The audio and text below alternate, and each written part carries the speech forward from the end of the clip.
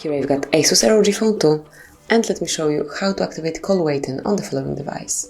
So first of all, you have to open the phone dialer, tap on the more icon, click on settings, then go to the call, options, find and pick carrier related, and then select additional settings.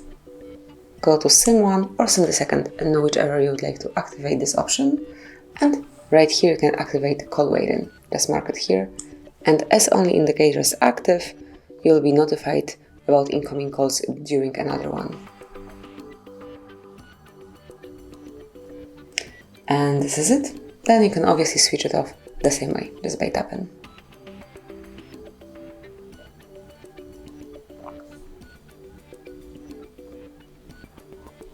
And that would be all. So thank you for watching. Please subscribe our channel and leave the thumbs up.